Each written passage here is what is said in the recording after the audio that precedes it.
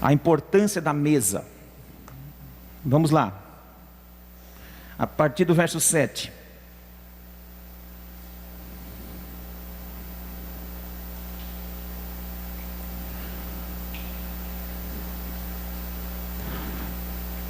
Pode ler? Dá uma glória a Deus aí. Pronto. Chegou o dia da festa dos pães asmos, em que importava comemorar a Páscoa. Jesus, pois, enviou Pedro e João, dizendo: Ide preparar-nos a Páscoa, para que comamos. Eles lhe perguntaram: onde queres que preparemos? Então lhe explicou Jesus: ao entrar na cidade encontrareis um homem com um cântaro de água. Segui-o até a casa em que ele entrar, e dizei ao dono da casa: o mestre manda perguntar-te, onde é o aposento no qual hei de comer a Páscoa com meus discípulos? Ele vos mostrará um espaço, um cenáculo mobiliado. Ali fazei todos os preparativos. Indo tudo, encontraram como Jesus lhe dissera, e então prepararam a Páscoa. Chegada a hora, pôs-se Jesus à mesa, e com ele os apóstolos. Amém? Eu vou repetir o 14. Chegada a hora, pôs-se Jesus à mesa, e com ele os apóstolos. E disse-lhes: tenho desejado ansiosamente comer convosco essa Páscoa antes do meu sofrimento. Pois vos digo que nunca mais comerei até que ela se cumpra no reino de Deus. E tomando um cálice, havendo dado graças, disse: recebei e reparti entre vós. Pois vos digo que de agora em diante não mais beberei do fruto da vide até que venha o reino de Deus. 19. E tomando um pão, tendo dado graças, o partiu e lhes disse: isto é meu corpo oferecido por vós, fazei isto em memória de mim. Semelhantemente, depois de cear, tomou o cálice, dizendo: esse é o cálice da nova aliança no meu sangue, que é derramado por vós. Todavia, a mão do traidor está comigo à mesa, porque o Filho do Homem, na verdade, vai segundo o que está determinado, mas ai daquele que por intermédio dele ele for traído. Então começaram a indagar entre si quem seria dentre eles o que estava para fazer, aquele que estava para fazer isto. Até aí. A importância da ceia, a importância da mesa. E nós celebramos a ceia do Senhor aqui nessa igreja todos os meses, na primeira semana, salvo algumas exceções por datas, mas na maioria das vezes nós celebramos aqui no primeiro domingo de cada mês. Outras igrejas celebram no segundo, outras igrejas celebram quinzenal, mensal, anual, semestral. A Bíblia não marca uma data para celebrar a ceia. Não existe uma data específica. É todas as vezes que celebrar a ceia. Ele tem promessa de vir e nos abençoar, amém?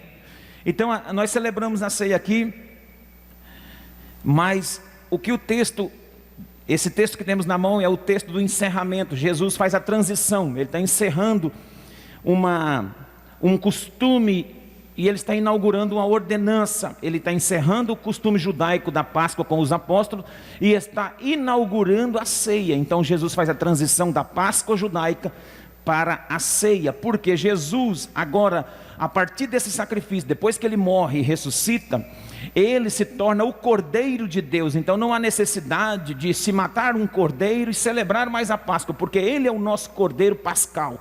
Ele é aquele que foi enviado por Deus como cordeiro mudo para morrer em nosso lugar. E uma vez feito isso, esse sacrifício é eterno, esse sacrifício é perene, esse sacrifício é perfeito, esse sacrifício é para sempre. Não há necessidade de se trazer uma outra oferta, não há necessidade de se trazer um outro sacrifício, não há necessidade de se trazer algo para ser oferecido no altar para perdão de pecado. A Bíblia vai dizer, e o profeta João disse: eis o Cordeiro de Deus que tira o pecado do mundo. Antes, no Velho Testamento, o cordeiro que era imolado e as famílias apresentavam no altar para o sumo sacerdote fazer a expiação e o sacrifício, esse cordeiro não tirava o pecado do mundo, esse cordeiro cobria o pecado por um período, e depois anualmente ele teria que ser oferecido novamente. Mas agora, quando Jesus entra em cena, naquilo que o texto vai dizer a respeito do batismo, João batizava no Jordão, e Jesus entra na fila para ser batizado.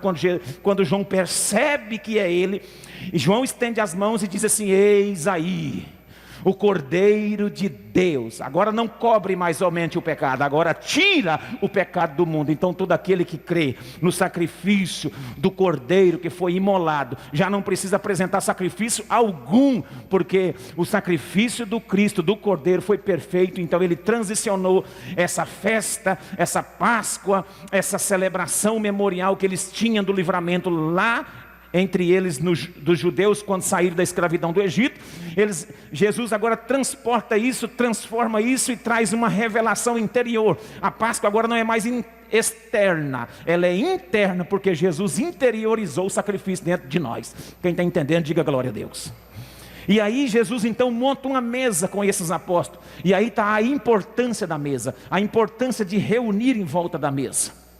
Eu quero, segundo o texto aqui, dar algumas citações. Não sei se eu consigo fazer todo o texto, porque tem muita revelação nesse texto. Mas o primeiro destaque que eu quero considerar da importância da ceia é a preparação da mesa. Diga comigo, a preparação é importante. Jesus, no verso de número 8 e no verso de número 9, ele está falando ainda a respeito da celebração da Páscoa, que daqui a pouco se tornaria uma ordenância de ceia. Então o modelo que Jesus estabelece não é mais aquela antiga judaica. Jesus pede para que os discípulos, no verso 8, Jesus disse assim, enviou Pedro e João dizendo: ide preparar-nos a Páscoa. Quando Jesus chega lá, Jesus vai celebrar essa última Páscoa e inaugurar a primeira ceia. Na verdade, a primeira ceia instituída, mas com Jesus também é a última. Jesus vai celebrar essa como modelo. Os apóstolos continuarão com ela na igreja primitiva, mas Jesus agora está nos esperando. Ele mesmo diz no texto, para a grande ceia, as bodas do Cordeiro. Amém, igreja? Nós não somos daqui não, irmão. Jesus está nos esperando para celebrar uma grande ceia. É por isso que nós temos que ceiar aqui. Quanto mais ceiamos aqui, mais teremos convicção e certeza de que cearemos com Ele na eternidade. Diga glória a Deus. Ele diz, ide e vai lá, João, Pedro, preparar. Então a preparação é muito importante. Tem pessoas que orientam a igreja a orar, a jejuar, fazer um período de consternação, de arrependimento, não necessariamente só por causa do dia da ceia, para que não se torne algo religioso, porque tem crente que quando chega na semana da ceia, ele se arrepende de tudo, porque ele não quer ficar sem tomar a ceia, e ela não briga com o marido não briga com ela não briga com os filhos, o filho não briga com ela, porque essa semana tem ceia. Está exaltando mais a santificação da ceia do que o Deus Santo que santifica a ceia. Então a preparação, ela não é nesse sentido apenas, mas também pode ser, se você quiser fazer um jejum para vir na ceia, se você quiser fazer um período de oração, uma semana antes, você que sabe. Isso faz parte da sua intimidade, do seu compromisso. Não é pecado se preparar nesse sentido espiritualmente, mas o crente deve estar preparado no sentido de entender, de compreender a revelação e o poder que a mesa representa. Essa preparação é a ideia de que não pode ser em qualquer lugar. Essa preparação é a ideia de que não é de qualquer maneira, não é de qualquer forma. Não é tudo bagunçado no pecado de qualquer jeito, que eu chego e me aproprio e coloco a mão na mesa. Quem me entende, diga glória a Deus. Nós não podemos participar da ceia sem preparar, porque a própria Bíblia diz, em 1 Coríntios 11, 27, que aquele que comer o pão e beber o cálice do Senhor indignamente, será réu do corpo e do sangue do Senhor. Está escrito. Precisamos estar em comunhão com os irmãos, precisamos estar preparado o coração, precisamos estar em santificação, precisamos estar em comunhão com a igreja de Deus, precisamos estar em paz conosco mesmo, paz de espírito, para entrar na mesa de Deus. É necessário tudo isso. Você crê? Diga glória a Deus. Porque senão banaliza a mesa, senão bagunça a mesa. É necessário preparação. Segundo, eu nunca tinha pensado nesse sentido, e aqui Deus tem trago algo no verso 10 e no verso 12, diz assim: então lhe explicou Jesus. Eles perguntaram, onde é para preparar? Jesus falou, vai, entra na cidade, e lá vocês vão encontrar um homem com um cântaro de água, segui até a sua casa, até ele entrar, e dizei ao dono da casa, o mestre manda perguntar onde é o lugar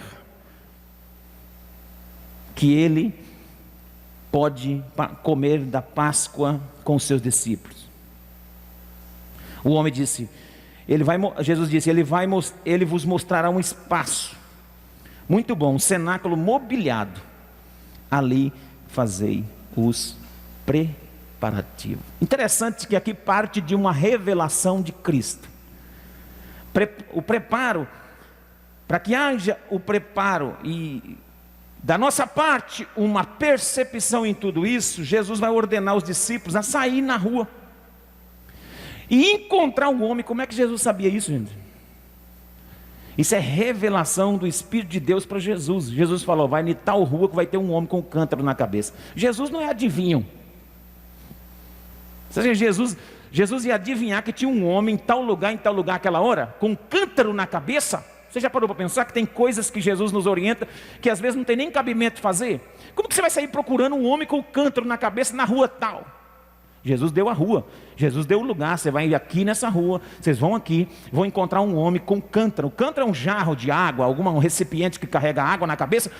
E esse homem, vocês vão perguntar, olha, onde é que o mestre pode celebrar a ceia? Aonde o mestre pode celebrar a Páscoa com os seus discípulos? O mestre mandou te perguntar. Eu entendo aqui algumas coisas na importância da mesa. Eu entendo primeiro que nesse verso de número 10 nós podemos aprender que Deus vai usar pessoas que estão trabalhando, pessoas que estão envolvidas com alguma coisa na preparação e no suporte, e uma coisa, na credibilidade da mesa.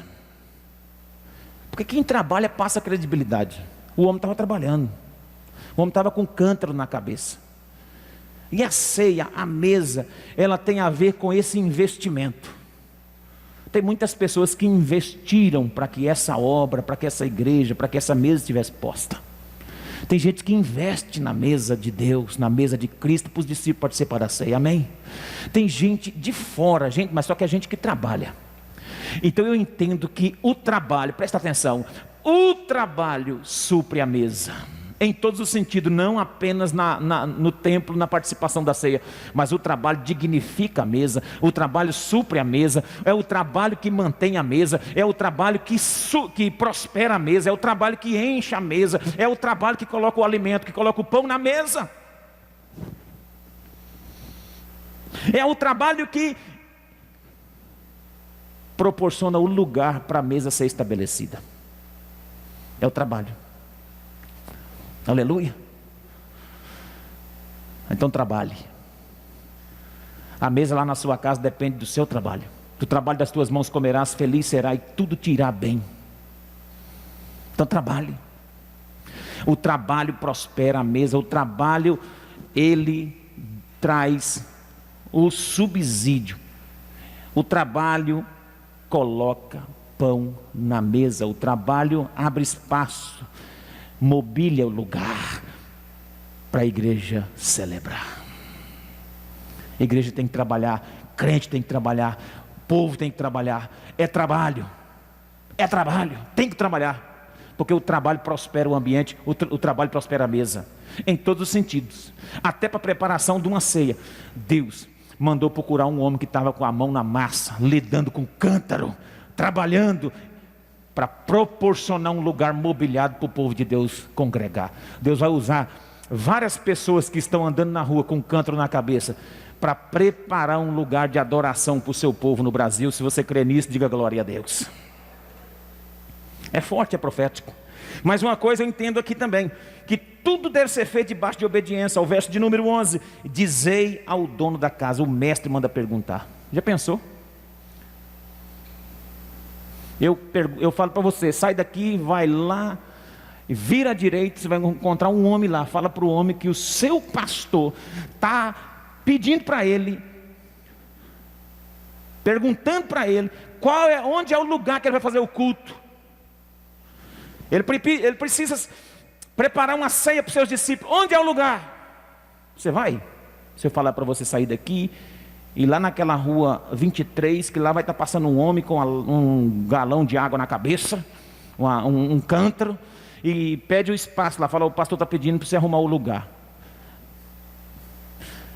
São algumas orientações que Jesus nos dá que nós só podemos cumprir debaixo de obediência, porque elas são um pouco dislexas, confusas. Quem garante que esse homem está lá? Tem coisas que Jesus nos orienta que só dá para cumprir debaixo de obediência.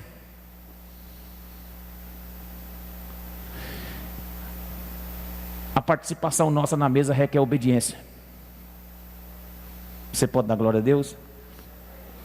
E eu ainda aprendo nesse verso de número 10, a importância da mesa.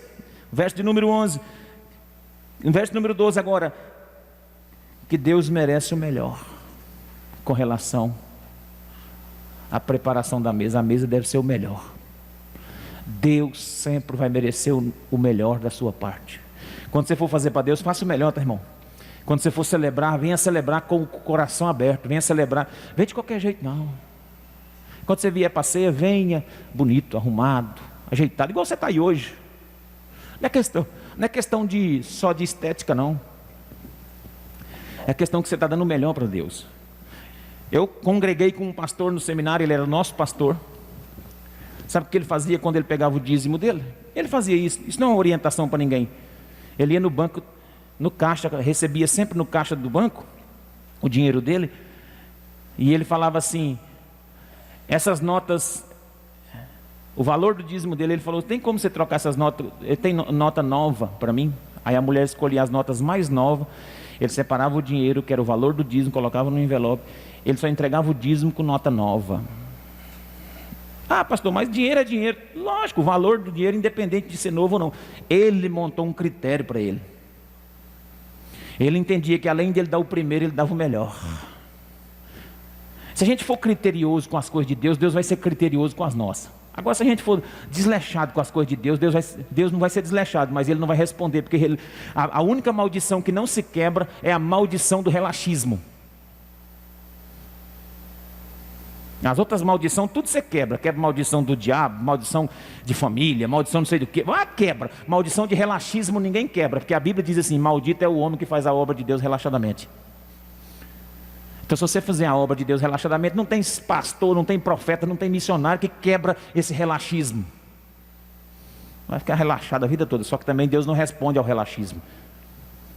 Devemos preparar o melhor. Veja o verso 12. Um espaçoso cenáculo. Mobiliado, não é de qualquer jeito não, meu filho. Um espaçoso cenáculo. Aleluia, glória a Deus. O culto com 1 hora para pregar uma mensagem forte dessa aqui, hein? Tem que correr, né, irmão? Mas vai dando glória a Deus aí. Eu vou concluir, porque a importância da mesa, além de revelar tudo isso, revela também no verso 14 e no verso 15, chegada a hora, pôs-se Jesus à mesa, e com ele os seus apóstolos, e disse, tenho desejado ansiosamente comer com vocês. Eu vou parar por aqui, depois outro dia eu ministro mais um pouco sobre a importância da mesa, porque tem mais, até o texto que eu li ainda tem mais alguns detalhes importantes, mas esse para mim é o detalhe mais importante, a presença de Jesus na mesa. A presença de Jesus na mesa. Então a mesa é muito importante, por quê? Porque Jesus está nela.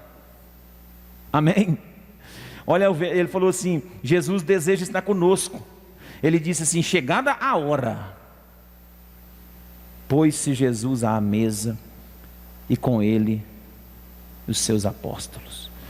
Ao iniciar essa ceia, o Senhor Jesus disse que estava ansioso para estar junto com os discípulos. Quem você crê nisso? Olha, eu estou com a vontade de participar dessa ceia com vocês. Você já imaginou, irmão? Você consegue entender que tem crente que passa um mês e ele consegue ficar assistindo televisão no dia da ceia? Passa um mês e ele não consegue ter uma ansiedade para vir na ceia? Ele não consegue despertar um desejo de vir para a mesa? Você acredita nisso? Você acredita que um crente pode faltar uma ceia para assistir um Corinthians e Palmeiras? Acredita? Acredita, porque eu já faltei. Eu não estou falando de vocês, estou falando de mim. Não é agora não, irmão. Já faz um tempo, quando eu era solteiro, eu faltei uma ceia porque ia ter um jogo. Eu acredito que Jesus me olhou atravessado nesse dia. Jesus ficou assim: eu estou ansioso, vou para a mesa, você não vai. Uma barbaridade isso. Nós temos que aprender a anelar por sua presença. Anel, aliança, anelar, fazer compromisso com essa mesa. Olha o próprio Jesus dizendo, irmãos da Igreja Batista Nacional de Araputanga: eu estava ansioso para chegar esse dia. Eu estava ansioso para participar com vocês dessa ceia. Eu estava com desejo no coração de vir para a mesa. E aí o crente não valoriza a mesa. Não estou dizendo você valorizou, você está aqui essa manhã. Mas é uma reflexão que nós precisamos ter. A ceia é um momento em que Jesus se faz presente. Ele não está aqui no físico, na metafísica, no corpo. Ele não está aqui a ponto de você apalpar fisicamente, mas Ele está aqui a ponto de você apalpar espiritualmente. Agora, se você não consegue entrar no nível de percepção espiritual, você vai pensar que aqui só tem pãozinho e suquinho. Se você não entrar num nível espiritual de apalpar as coisas pela fé, se os seus olhos não conseguem ver o Cristo nesta manhã aqui, você não vai valorizar isso aqui. Você vai achar que, o pastor cortou um pãozinho ali, colocou um suquinho ali, e é isso.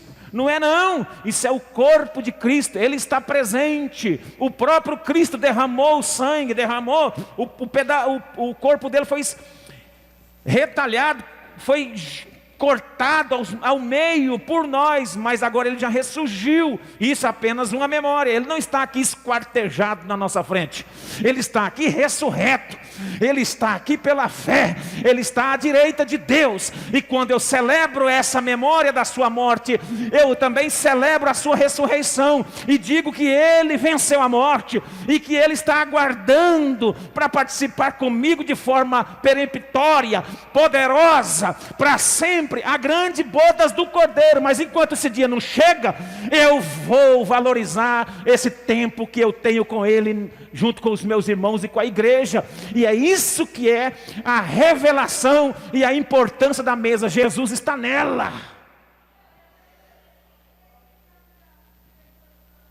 Jesus está na mesa. Você pode ficar de pé para participar dessa mesa?